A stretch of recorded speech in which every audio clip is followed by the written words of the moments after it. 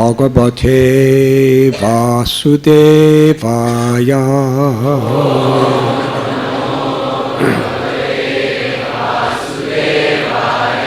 Om Namo Bhagavate Vasudevaya.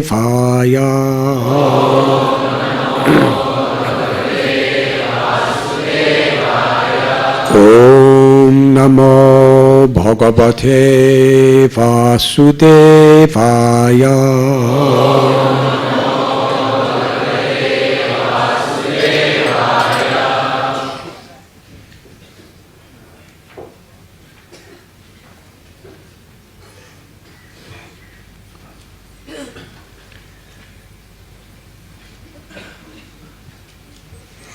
Shishupalam samavyettya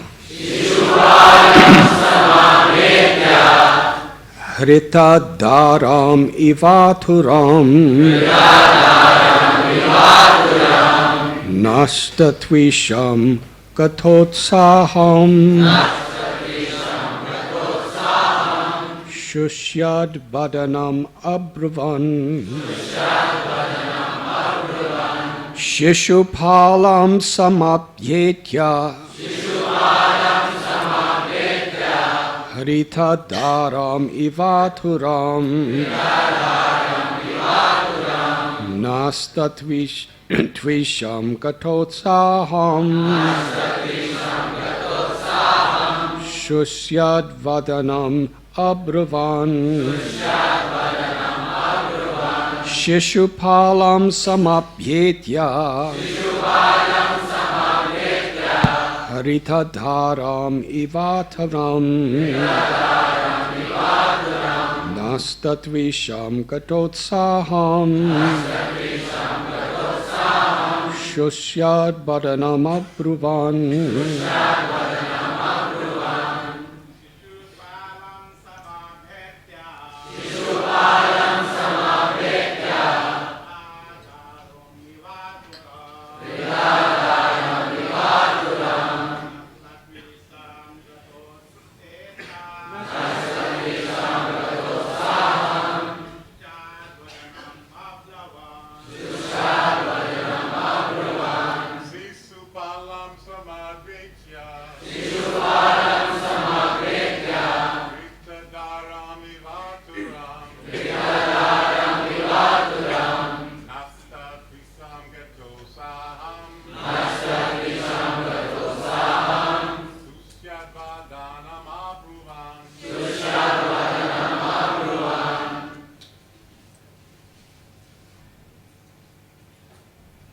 Ladies.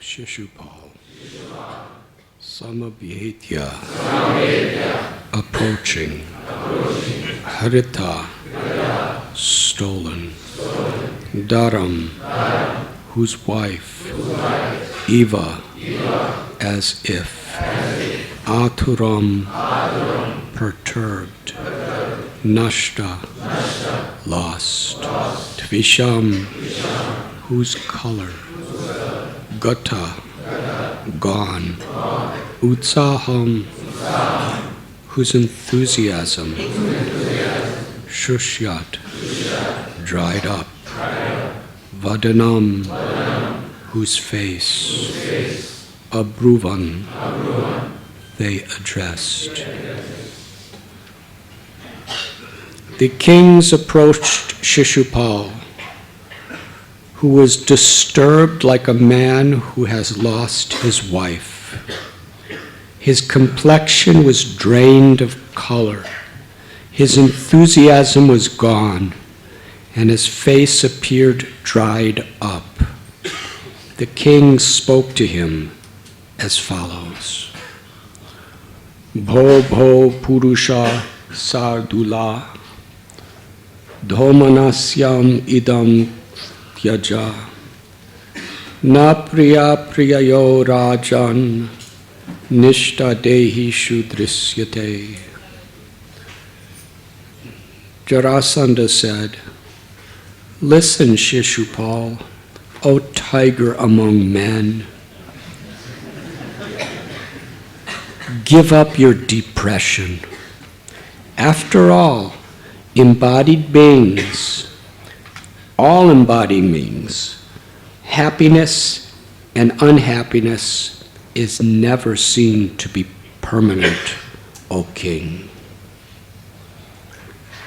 Yatha daru mayi yoshit nrityate kutakechchaya evam ishvara tantroyam ihate sukadhukayo." Just as a puppet in the form of a woman dances by the desire of the puppeteer, so this world, controlled by the Supreme Lord, struggles in both happiness and misery. Purport. By the will of the Supreme Lord, living beings are awarded the proper results of their own activities. One who understands the Absolute Truth surrenders to the Absolute Truth, the Supreme Personality of Godhead, and is no longer considered to be within the material system of existence.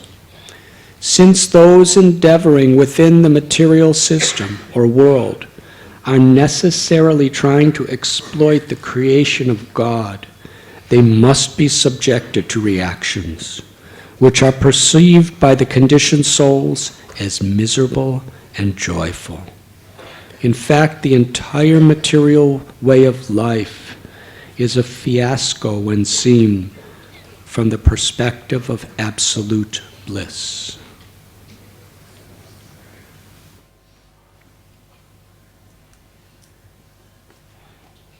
Maharaj, chair for you?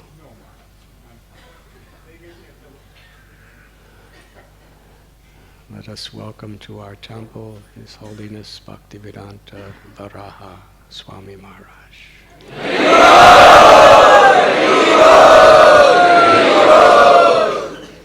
you for being with us.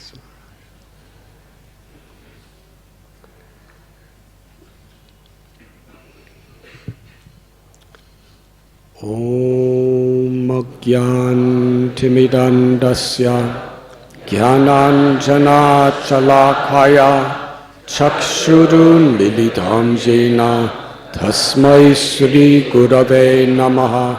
Sri Chaitanya Manobhishtam Sthapitam Yena Bhutale Swayam Rupa Kadamayam Tatati Swapadantikam Vandeham Sri Guru Sri Ruthapadakamalam Sri Gurun Vaishnavanscha Sri Rupam Sagrajatam Sahakana Raghunathan Vitam Tam Sajivam Sadvaitam Sapatutam Parijana Sahitam Krishna Chaitanya Devam Sri Radha Krishna Bhadan Sahakana Lalita Sri Vishakan Vitamscha.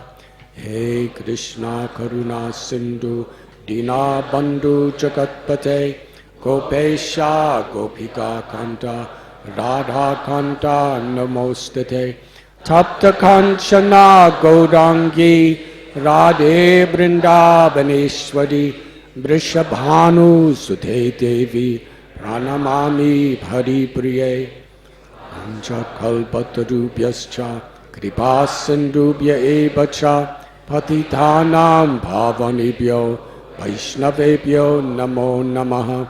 Sri Krishna Chaitanya Prabhu Nityananda Sri Advaita Gadadhar Srivasati Gaura Bhakta Vrinda.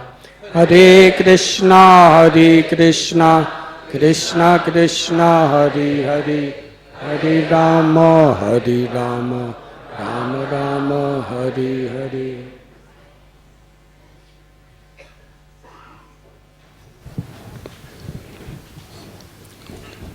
We are reading today from Srimad Bhagavatam, Canto 10, Chapter 54, entitled The Marriage of Krishna and Rukmini, text 10 through 12.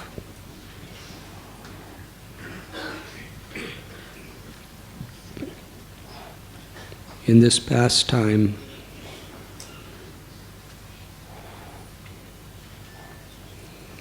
we have been discussing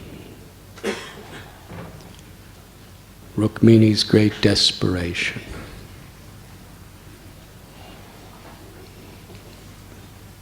By hearing about Krishna from great devotees,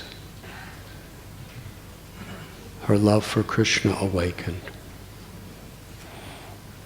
That is the power of the 9 processes of devotional service. Chaitanya Mahaprabhu taught Nitya Siddha Krishna Prema Satya Kavanoy Sravanadi Sudichiti Kodiya Yudoy. That this love for Krishna is within every living being. Jivara Swarupoy Krishnara Nityadas. Wherever there is life, there is the presence of the Jiva Atma. Mamayavam so Jiva Loke, Jiva Bhuta Sanata. Every soul is part and parcel of the Supreme Soul, or Krishna. And the relationship is that we are eternally the servants of Krishna. In a material sense, people would rather be a master than a servant. The reason for that is because in the material sense, people are trying to exploit each other. Due to a void in our own hearts, we want to acquire more property, more skills, more beauty, higher position, more control. So therefore people are fighting, competing to try to get more, either in position or in possessions, because it gives us power. But in the spiritual realm, our nature is to love. Krishna's love is infinite. It's inconceivable. It's the ultimate source of everything that exists. When we feel Krishna's love, we become so conquered by that love. We simply want to serve. There's no conception of wanting to be a master, because the desire to be a master is due to an emptiness within us. But when we experience Krishna's love, we simply want to please Krishna. We simply want Krishna to be our master. That is love. So when we speak about this concept of servant, Vrindavan Das Thakur tells, the title Das is the ultimate position one can achieve.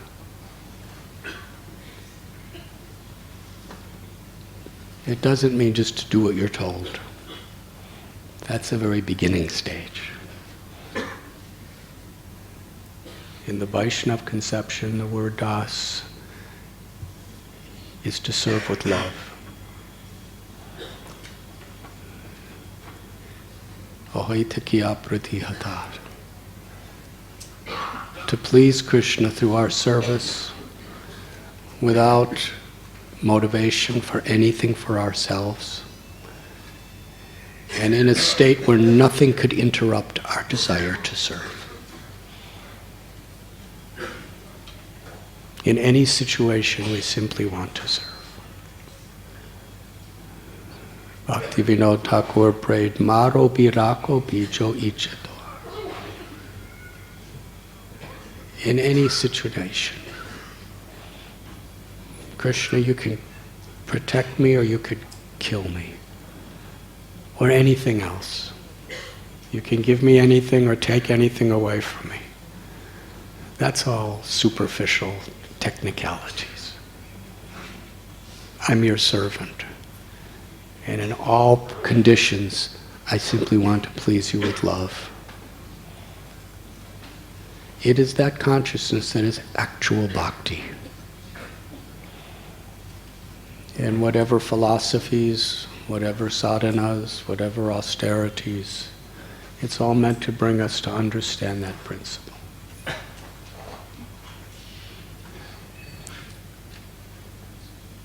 So the soul is an eternal servant of Krishna, with eternal love for Krishna.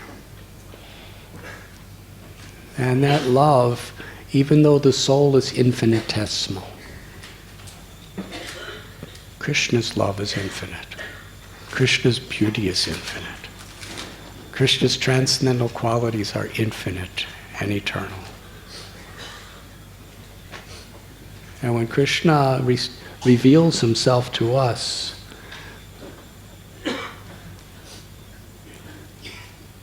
then because our love is connected to the infinite, our love becomes infinite in that sense. This is inconceivable. We are infinitesimal. Sri Radharani's love is the complete whole and source of all love. Our love is a part of that. But every part of that is infinite. So what is the nature of the whole of all love? So we are speaking about what is Vaikuntha, or in a higher sense, what is Vrindavan. It is our natural home. It is the climate that makes us happy. In this material world where we have forgotten that love, we have disconnected from understanding the supremely joyful experience of seva or service.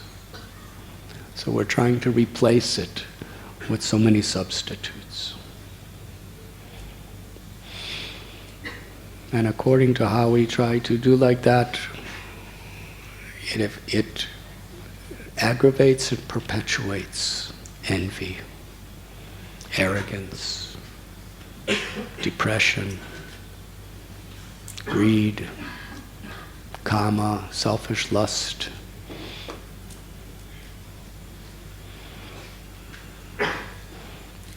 Rukmini,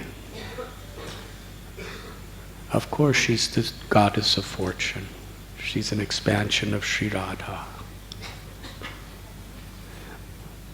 But in the Leela, she's also taking a role to teach us certain lessons. Because like Rukmini, we are all eternally lovers of Krishna. He is Purusha, we are all his loving servants. And simply by hearing about Krishna,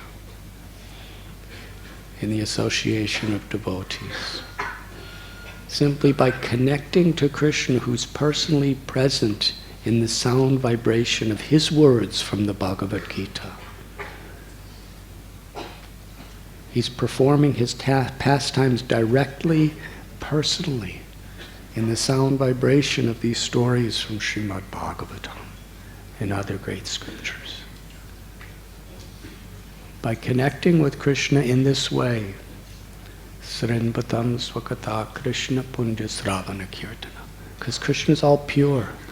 Just by making that connection through hearing and chanting and remembering and serving and praying, these 9 processes of bhakti, we become purified.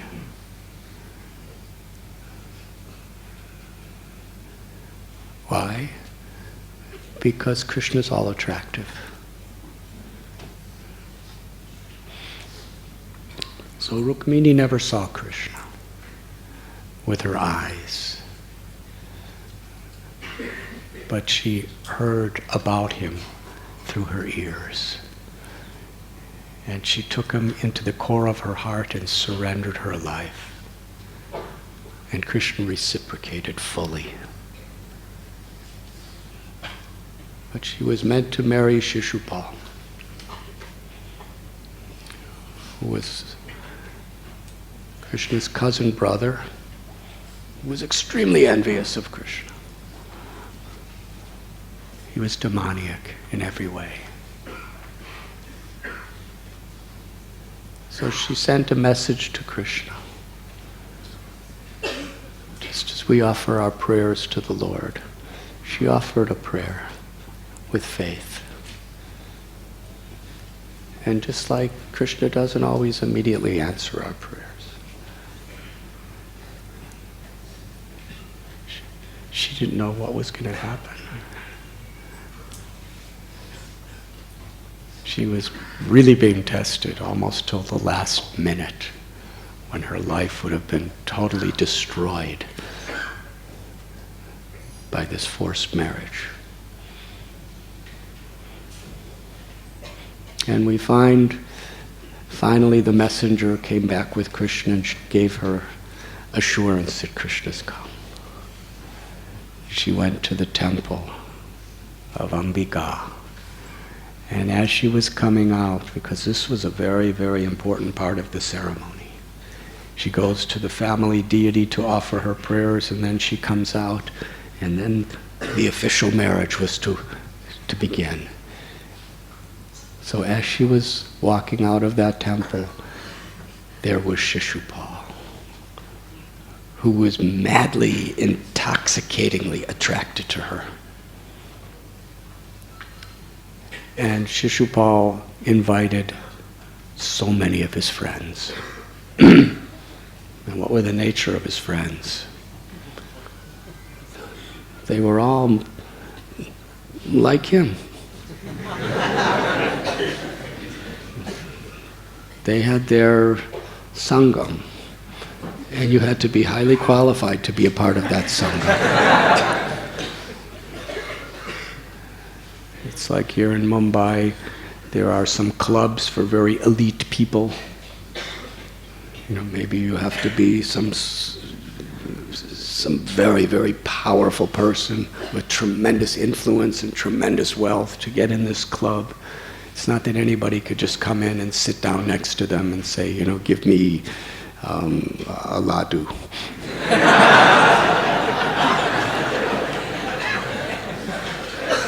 You have to be one of them on their level.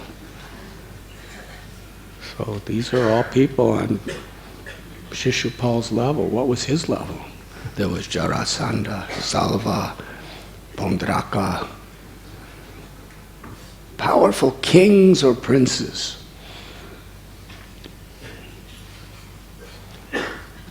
And they all came with vast armies.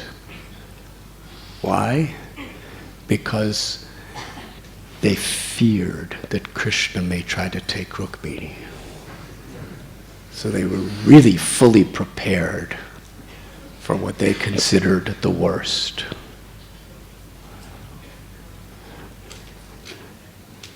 Krishna is so fearless. Anyone who takes shelter of him becomes fearless. So how is he fearless?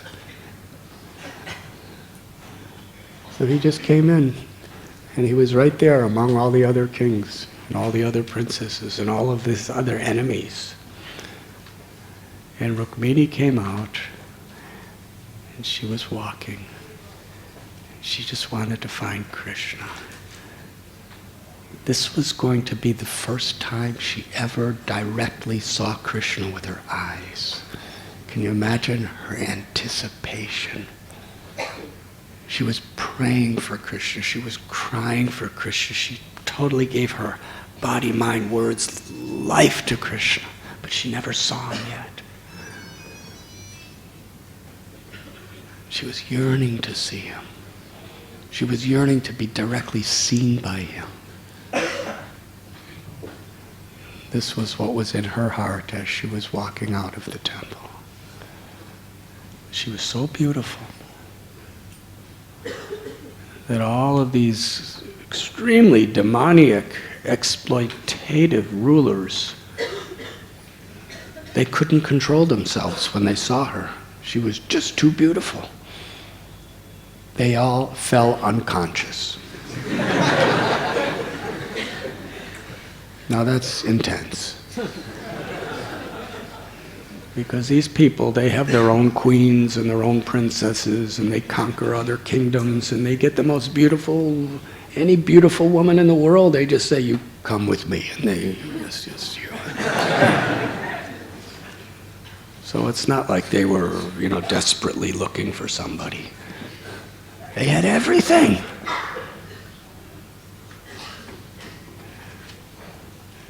Now imagine, these are very, very powerful, successful rulers. Have you ever seen anyone so beautiful that you actually fell unconscious? Raise your hand if you've ever done that.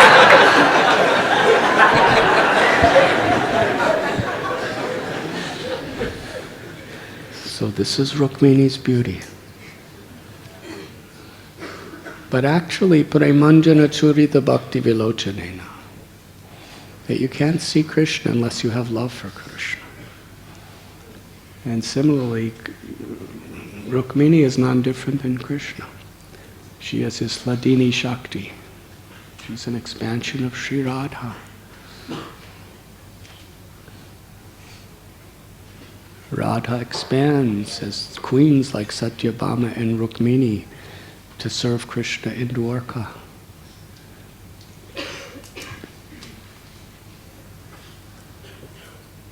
So the internal potency manifests as the external potency to those who do not have pure love.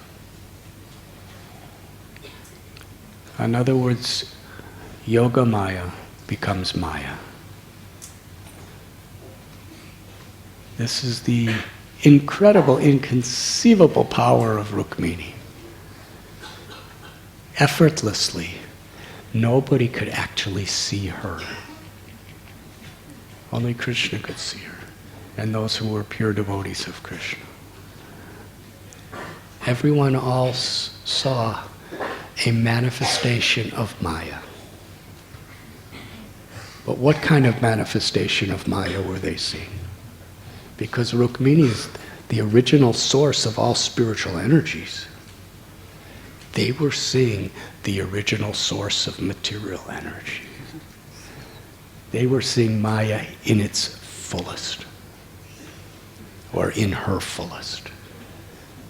They were seeing the complete cause of all material causes.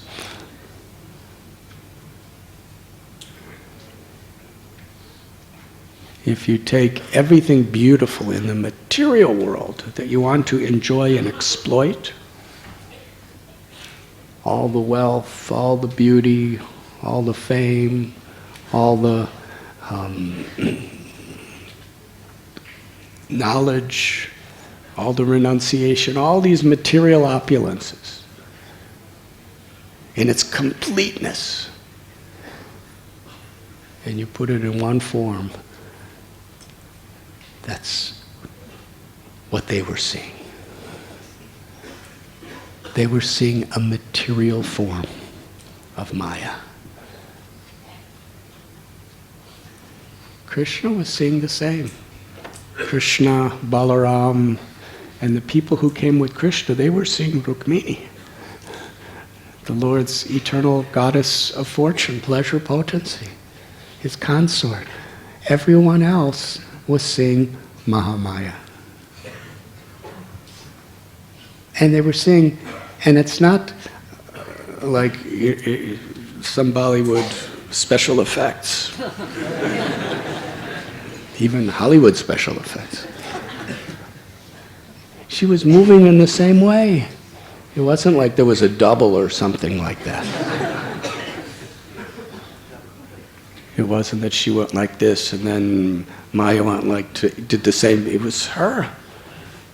But she was just revealing herself according to her own supreme potencies. Just as Ravana could not kidnap the original Sita. Rather, he kidnapped a Maya Sita.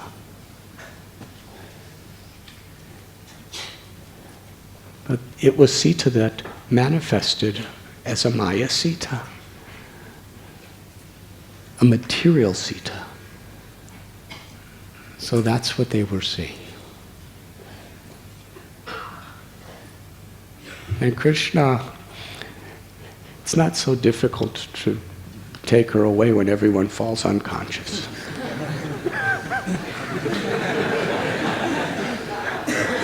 And actually Rukmini, she manifested the beauty of that material form to them because she knew they would all fall unconscious. And when they were unconscious, then she could just focus on finding Krishna. But Krishna wanted to make it more exciting. He waited till they came back to consciousness.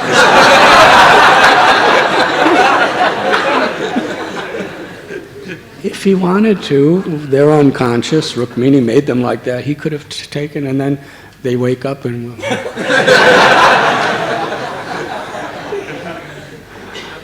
But Krishna waited till they came to consciousness again, and Rukmini was... In her Maya form, she was looking at all these kings.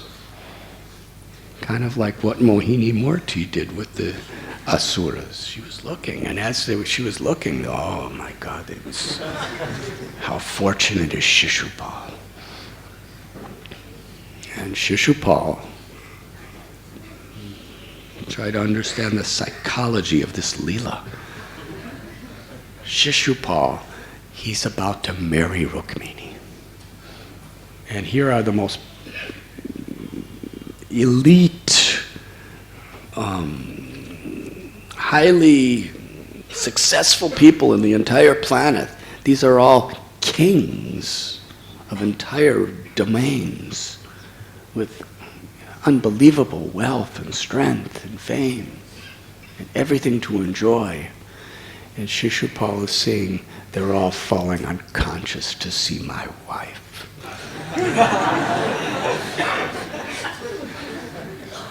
Demons like this kind of psychology. So that was only making him even more excited, for this moment was about to come where he was going to marry her. And right when he was at the peak of his anticipation, and everyone else was beyond their peak of attraction. And Rukmini's inspiring all this, actually, in her Maya form.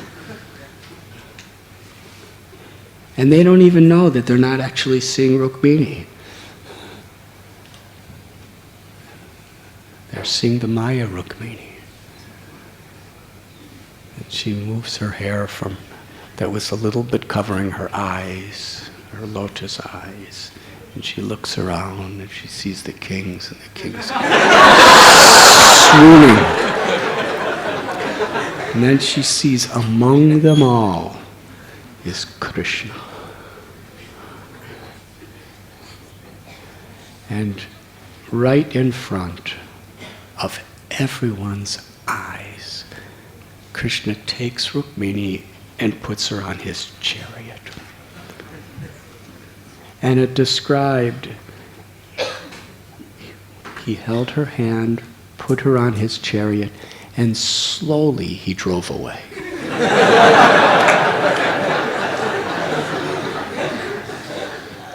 It's not yet at all. Krishna's faster than the speed of mind. He slowly drove away.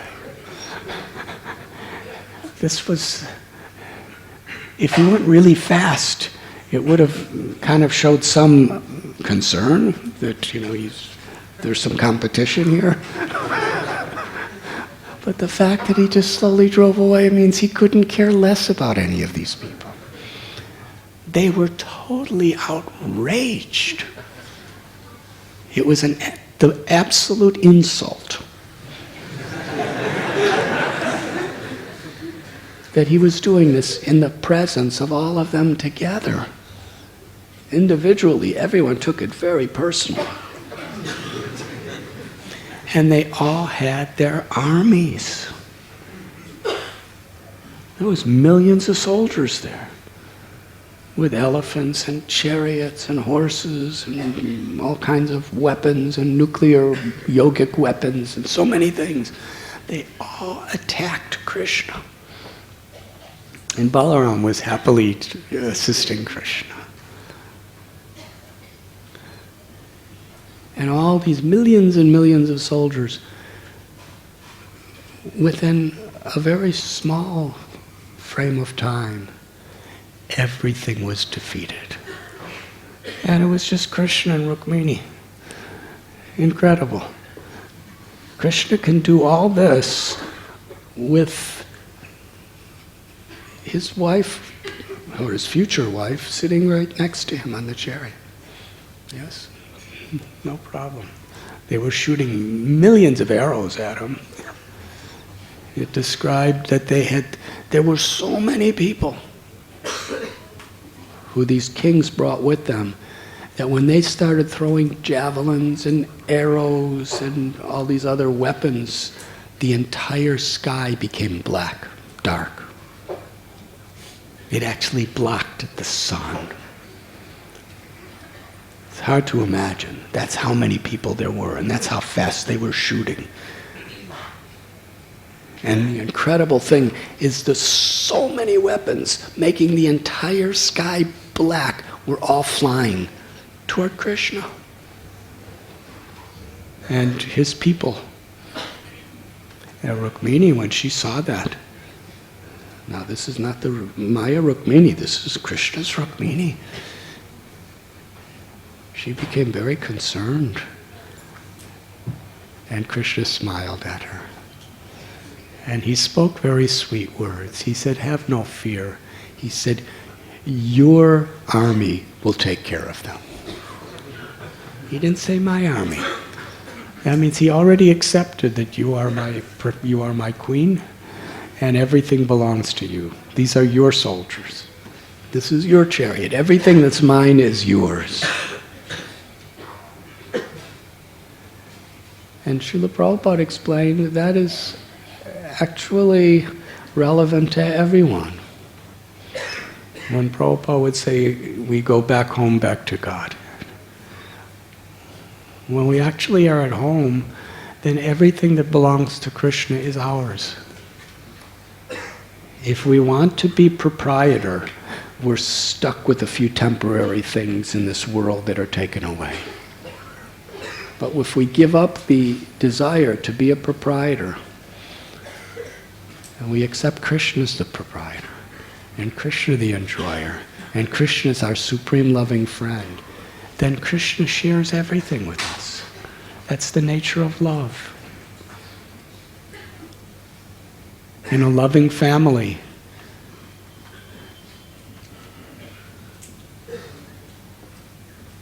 if the father or mother get a nice car, then the children say, this is my car. Yes? Actually, the title's not in their name. But it's as good as theirs. They go into the house, this is my living room. This is my kitchen. Because in family, everything belongs to everyone. That's the nature of love. It's complete sharing. So in the spiritual world, everyone feels whatever is Krishna's is mine. But not in a possessive way. If you're possessive, then you can't experience that. Because Krishna reciprocates with our love, and everything he has, he shares completely with us as a loved one.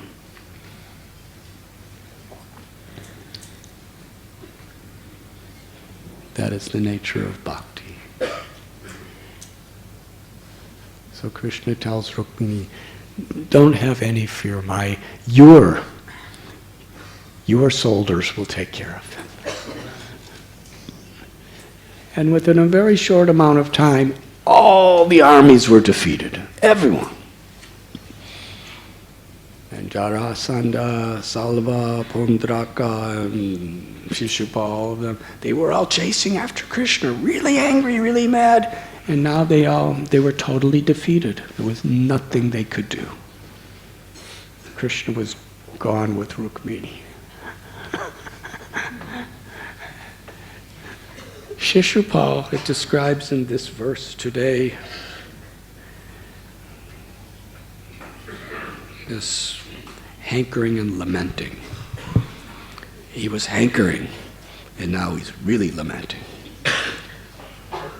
He was disturbed like a man who had lost his wife. His complexion was drained of color, his enthusiasm was gone, and his face appeared dried up. Hare Krishna.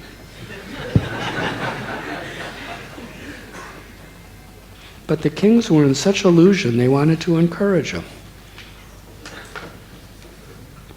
So here Shishupal is in the ultimate crisis of his life. The ultimate object of his attraction has been stolen publicly in front of everybody.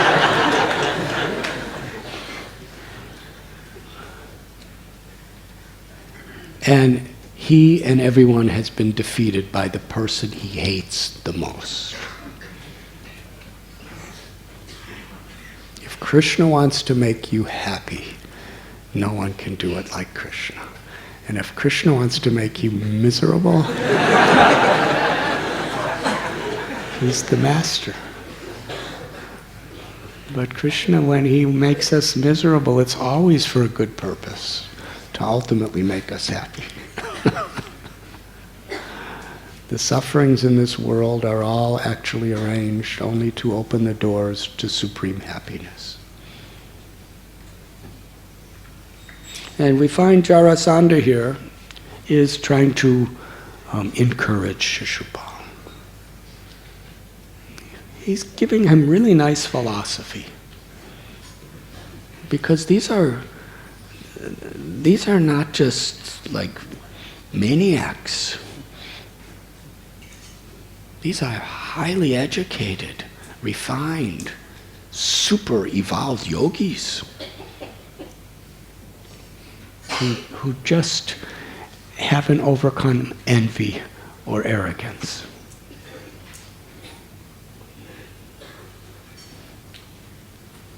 So Jarasandha is telling Shishupal that actually it's just destiny. The Supreme Lord is the ultimate controller of everything.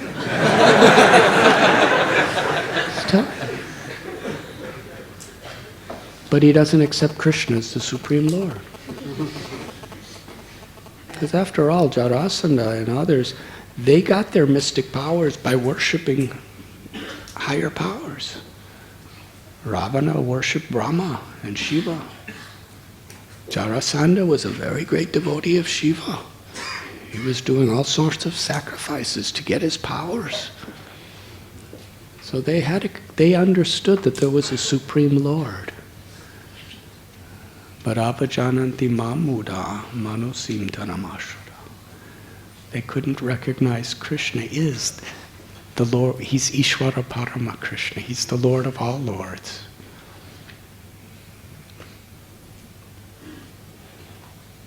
They were considering the Supreme Lord someone who was all-powerful, who could give them all powers.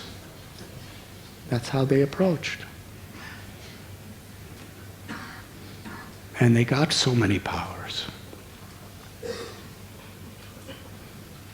And he said, now the time factor is not favorable to you. But everything changes. Nothing is permanent in this world. So soon this unfavorable phase will end, and then you will conquer and you will win. He was trying to say anything to encourage Shishupal, because he really liked Shishupal. And then he used his own example, and this is really interesting. He said, just like me, I attacked Krishna 17 times and lost. And I haven't lost my enthusiasm. I know that eventually I'm going to win. So, it's because people like to hear personal examples sometimes.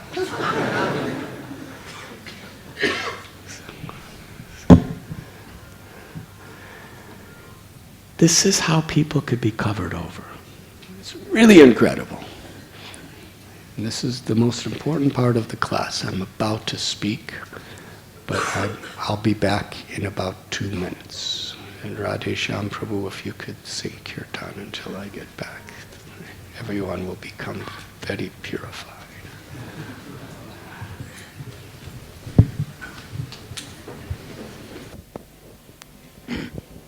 Hare Krishna. Hare Krishna, Hare Krishna, Krishna Krishna, Hare Hare, Hare Rama, Hare Rama, Rama Rama, Hare Hare, Hare Krishna,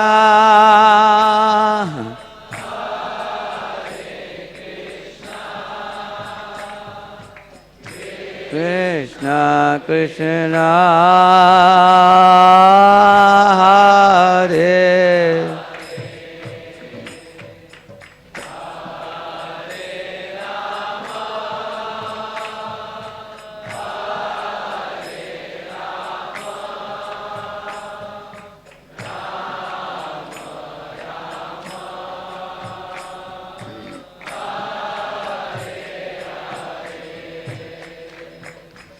Hare Krishna,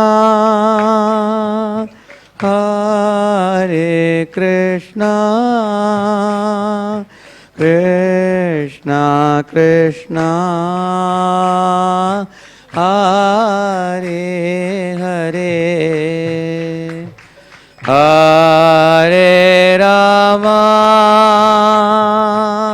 Hare Rama, Rama Rama, Hare Hare, Hare Krishna, Hare Krishna,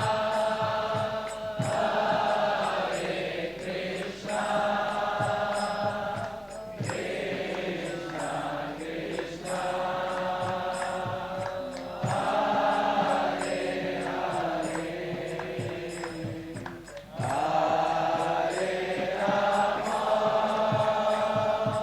Hare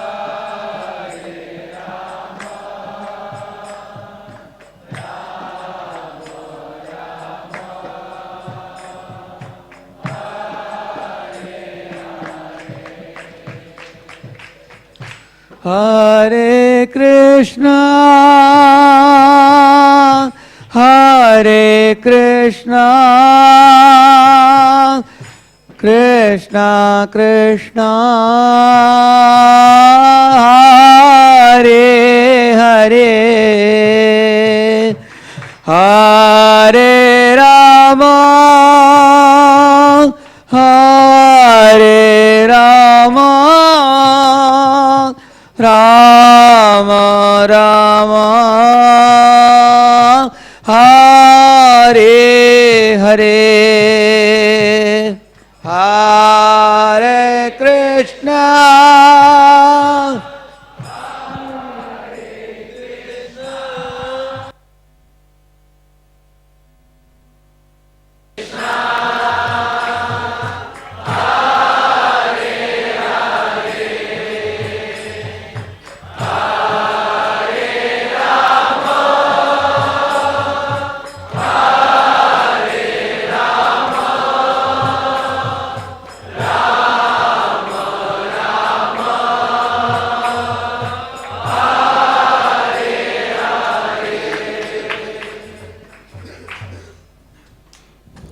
Thank you.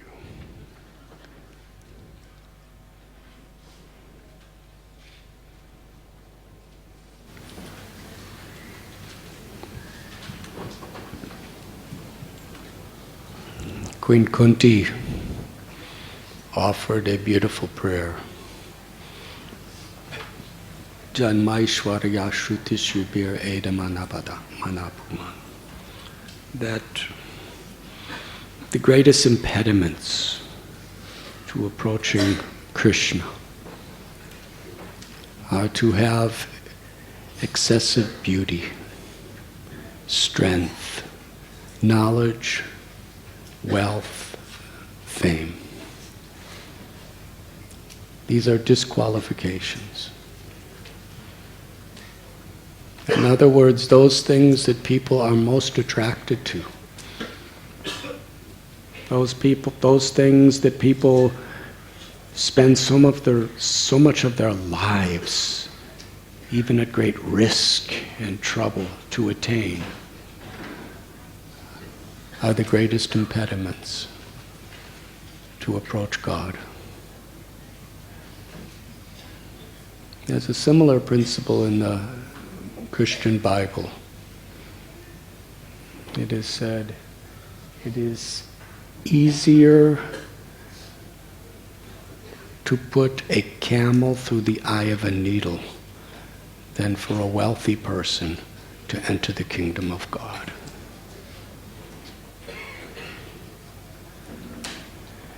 And then Jesus said, for man it is not possible, but for God all things are possible. And he says, don't make your treasure in this world, for it will be corroded, it will be stolen, it will be destroyed. Make your treasure in the kingdom of God, and the kingdom of God is within. Queen Kunti, she speaks that same truth.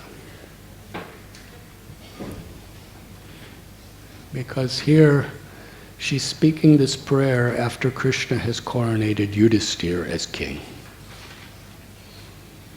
He has beauty, he has strength, he has fame, he has knowledge, he has everything. You see, the nature of material consciousness is the more we have, the more we become corrupted by our attachments to what we have. Even people in the mode of goodness, what to speak of passion and ignorance, fall into this trap. Because when we have money, property, incredible intellect, knowledge, strength, beauty, fame, the more we have these things, the more the tendency is to think, I am the enjoyer. It never satisfies our heart. Therefore, it increases the propensity to be envious. It increases the propensity to be arrogant, to consider myself better than someone else.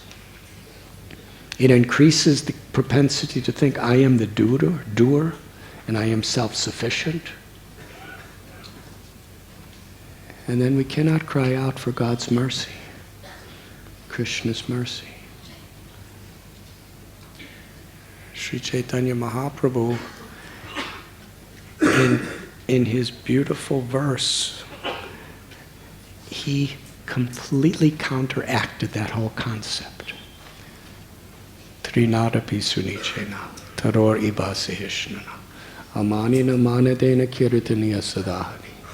If you actually want to cry out Krishna's name with quality, so that Krishna reciprocates fully, then you must be more humble than a blade of grass,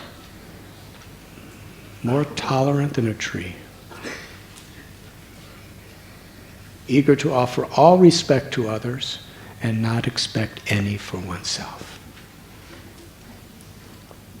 When one has knowledge, strength, fame, beauty, these material opulences, the tendency is we feel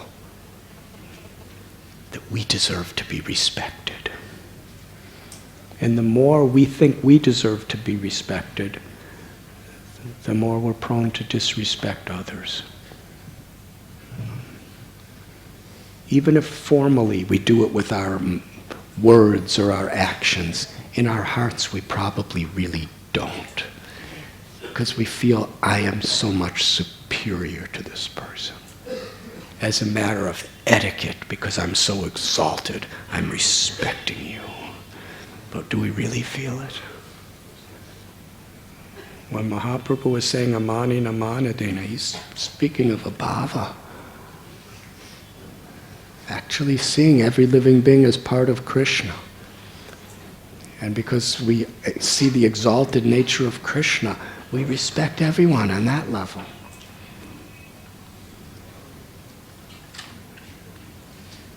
So these material opulences of strength, wealth, beauty, knowledge, fame, they are not at all disqualifications if we are a kinchana gocharam.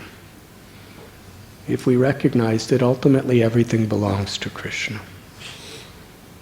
He's giving me the chance to be a caretaker of these opulences of his, and eventually he's going to take them away. So let me use them in his service, for his purpose. Then the same things are not an impediment. If we use them for Krishna there's no problem putting a camel through the eye of a needle. He created the needle, he created the camel.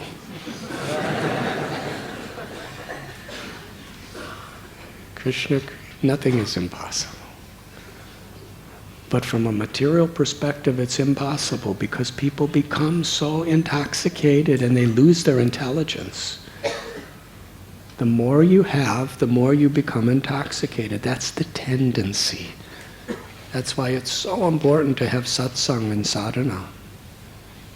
Association of sincere devotees who actually keep us focused. Nasta prayesya padreshu nityam bhagavati sevaya. By hearing about Krishna on a regular basis, it keeps that focus there. Otherwise, we become consumed by the very things that we're so much struggling to achieve.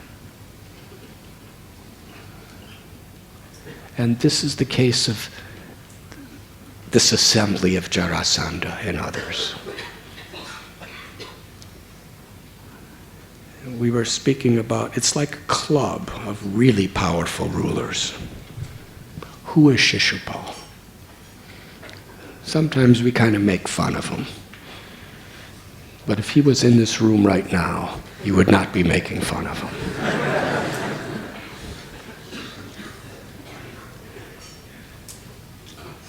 In his previous lives, he was Hiranyakashipu.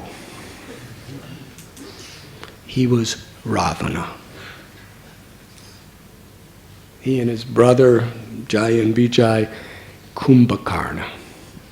Now, if Kumbhakarna was in this room, would you be making fun of him?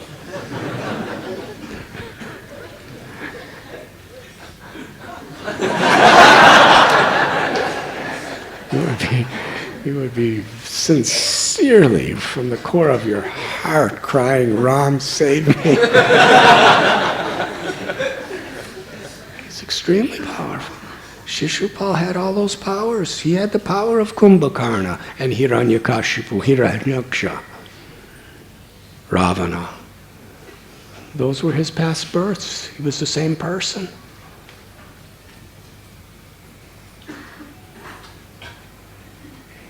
He had incredible, inconceivable mystic potencies. And he's Krishna's cousin, directly, from such royalty. And Jarasandha and these others who were there, they all had the same types of powers as Shishupal. And they all had massive armies, massive kingdoms, huge palaces, huge followings, every one of them, and they're all together. But they were all so intoxicated. And the example is Jarasandha. He's preaching to Shishupal. Don't be disturbed, because ultimately everything's under the control of the Supreme Lord. The Supreme Lord's right there. And he's trying to kill Krishna. And he's saying, don't worry, you'll be able to kill Krishna later, because ultimately everything's under the control of the Supreme Lord. He's not able to recognize. In fact, Shishupal and the others, when Krishna went off with Rukmini, do you know what they said?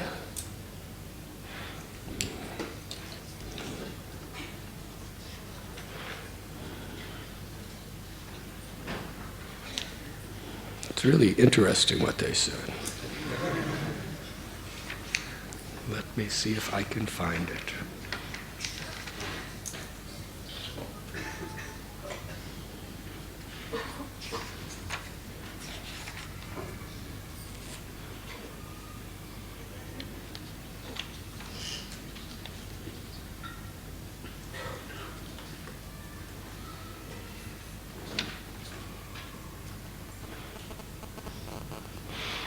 Anyways, I can't find it exactly right now, but they were calling Krishna a wicked cowherd boy,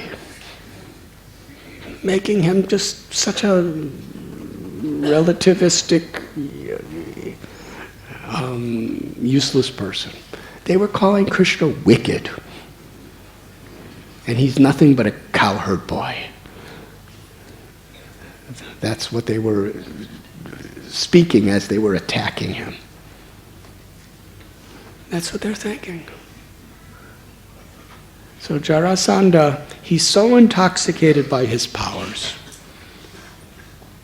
And things are very, very intimate the way Krishna arranges, because his two daughters, who he loved more than anything in this world, besides his own ego, because they're extensions of his ego, they were married to Kamsa. Kamsa was his son, even more dear than his son, because he was protecting his daughters. And Krishna killed Kamsa. That's really an insult to Jarasandha. He made a vow in his life. He dedicated everything to destroying Krishna in the Yadu dynasty. He's telling Shishupal here, I attacked Krishna 17 times. Each time Jarasandha attacked, he had 23 Akshohini divisions of soldiers. That's a huge army.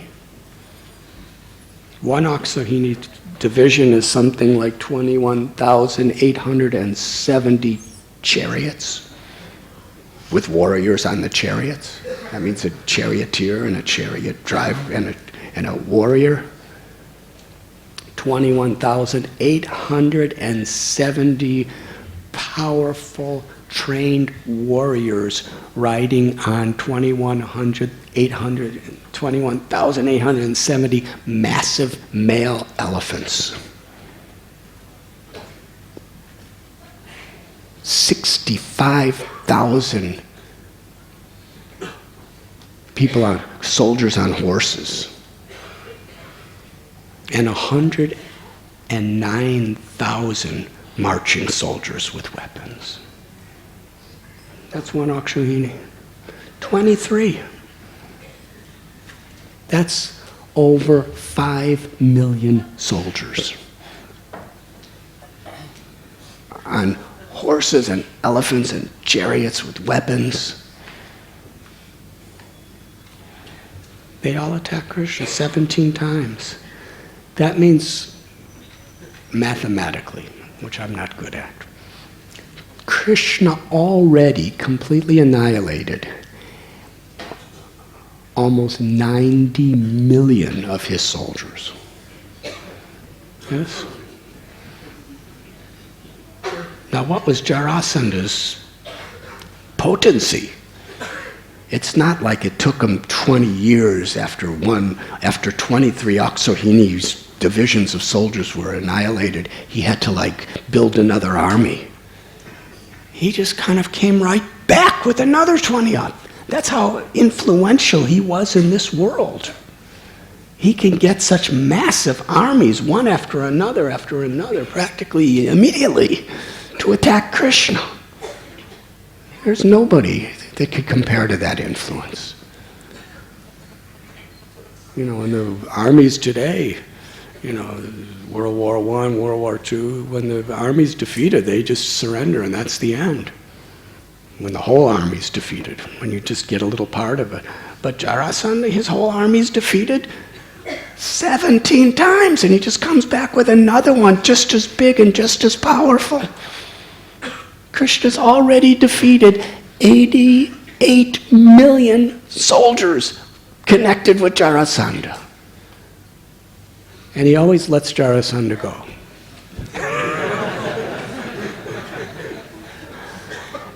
And here he's talking. It's just destiny. But you see, I haven't lost my enthusiasm. I know I'm going to win.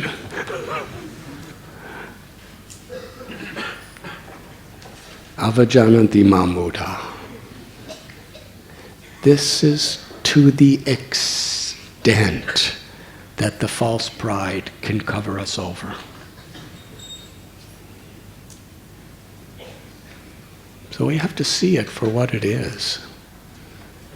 This false ego is so powerful. Rukmini, the goddess of fortune, who's the giver of all devotion, is standing right before these people and they want to exploit her. Krishna, the all-powerful source of everything that exists, is standing right in front of them and they want to kill him.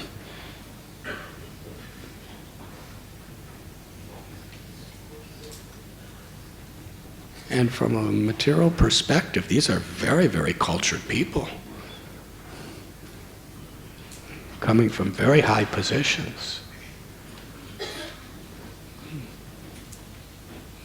But janasya mohoya maham mameti. The more we think this is mine, I am the doer, the more we have can infatuate us, intoxicate us, and cover us over from seeing what's so obvious. Now here we are, just little people, and we're seeing Jarasandha, such a king with such influence.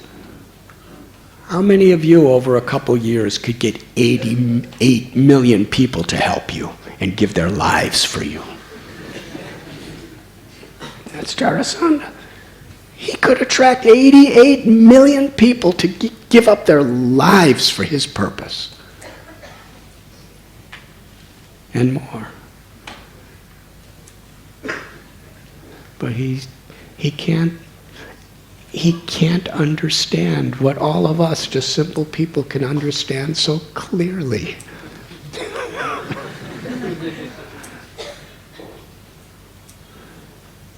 And it's not that he wasn't being told.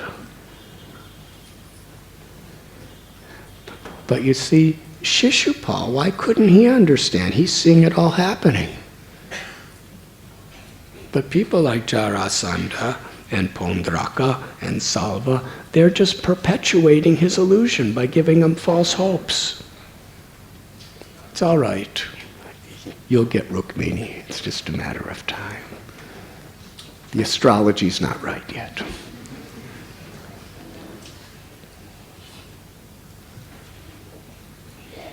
In this way, they are trying to encourage him. And Shishupal, he just, what can he do? He goes home. And Jarasandha and Salva and Pondraka and all these other soldiers are totally defeated. What else could they do? They just go home. But Rukmini, he was totally insulted because he was on their level. He had the powers and the influence like his comrades, Jarasandha. He was an extremely mighty person. He brought an entire army and he took a vow, I will not return to my kingdom of Kundina without Rukmini, my sister. Because he hated Krishna. It was he that forced this proposed marriage to Shishupal. What kind of love?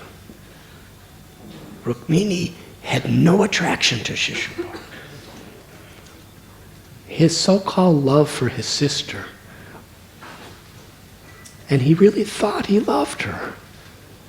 That's how we get covered over when we have this false ego. Prabhupada gave a simple definition of Maya. He said, Maya means that which is not. It's a potency that covers us over from seeing the truth. Here is Rukmini, who really thinks, I love my sister and I will give her the best. Shishupal. And I will rescue her from this evil cowherd boy, Krishna. That's what he's thinking. He's thinking he's acting out of love. It's total ego. And Shishupal is telling him and everyone else, I don't want to marry Shishupal, I want to marry Krishna. But they don't care. He doesn't care what makes her happy. His conception of what makes her happy is what makes me happy. That is my love for her. He doesn't say it that way, but that's his mentality. And actually, it's the mentality of everyone with false egos, big or little in this world. And there's a lesson to learn. So Rukmini goes to attack Krishna ferociously.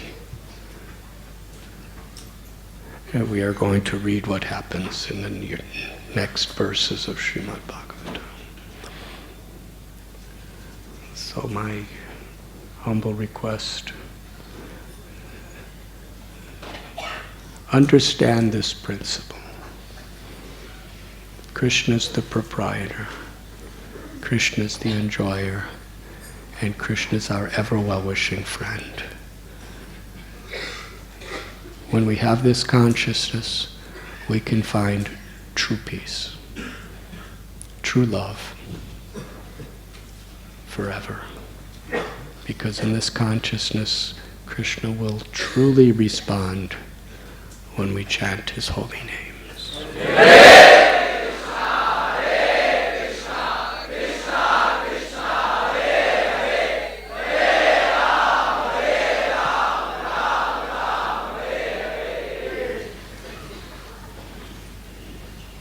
Devotee doesn't have any inclination to prove himself or herself to anyone. We're just happy to glorify Krishna. Is there any questions? Yes, Gaur Hari Prabhu.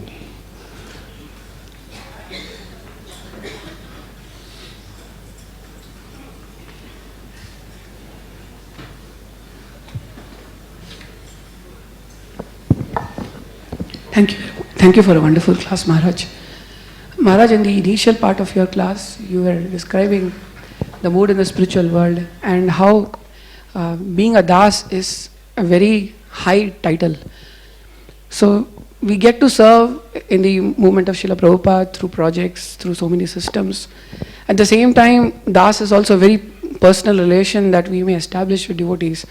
And as we spend time in the movement, as the number of projects increase, we are coming in touch with so many more devotees, both senior and junior. And the struggle that we experience is this das often just becomes a namesake. Not able to spend time, tadati pratigranati, guhyam akhyati pritchati. Rukmini at least sent a letter to Krishna, but we find that even with the help of emails and mobile phones, we find a handicap to be able to be in touch with devotees and be there when they need and listen from them, hear from them. So how do we make sure that very often we call ourselves das and we create hopes from devotees, but we are not able to spend the time?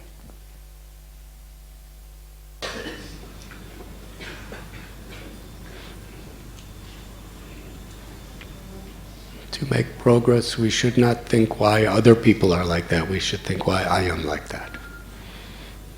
That is how we progress. Because in the world today, oftentimes devotees are very busy with so many things. The question is, are we absorbed in service, in das, or are we absorbed in some other activities? So we may not have time for certain things because we are absorbed in service, in das, whether it's a project or a people or a family or a business, whatever it may. If we're really absorbed in the spirit of service, we may not have time for everything. There's thousands of devotees, and we may not have time to visit each one of their houses and bring a garland, bring prasad, even though we want to, because we have so many other obligations. So the important thing is we're in that spirit. We shouldn't get distressed by our limitations. We should just be grateful for the opportunities we have to serve. And we should try to balance. We should balance in such a way that we do have personal relationships. We shouldn't be so busy that we don't have time for personal relationships. But when there's thousands or tens and thousands of people, we may not be able to intimately have direct personal relationship with everyone, but we can have with some. And that's something that's very sacred and important for all of us in all of our positions. To balance our work, our projects, to have personal quality association of serving certain devotees. And as far as possible, when we're serving projects, as you're saying, it should be in the mood of serving everybody by doing it. If that's our mood, then we really are das.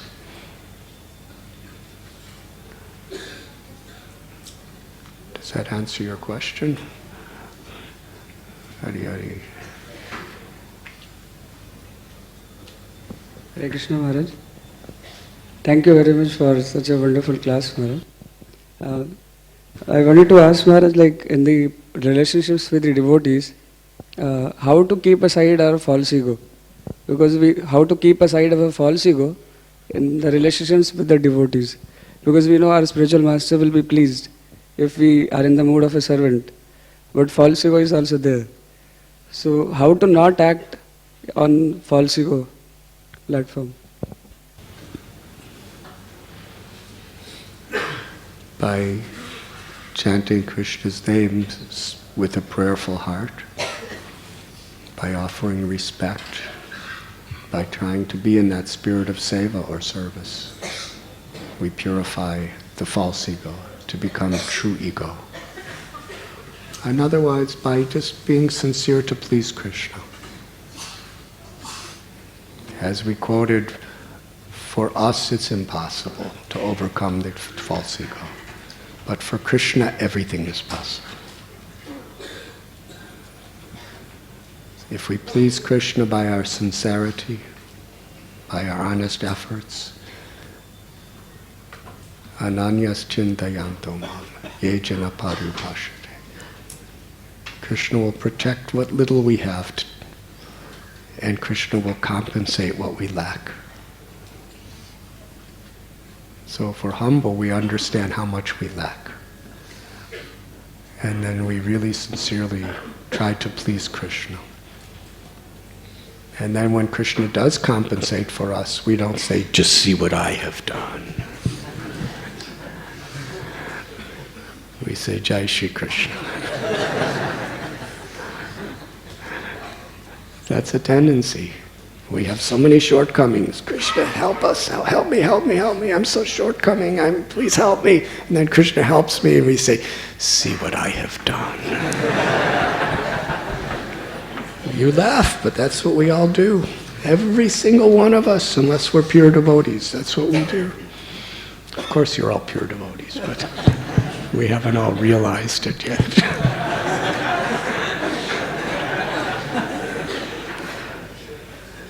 Does that answer your question? Thank you. But now we have to end the class.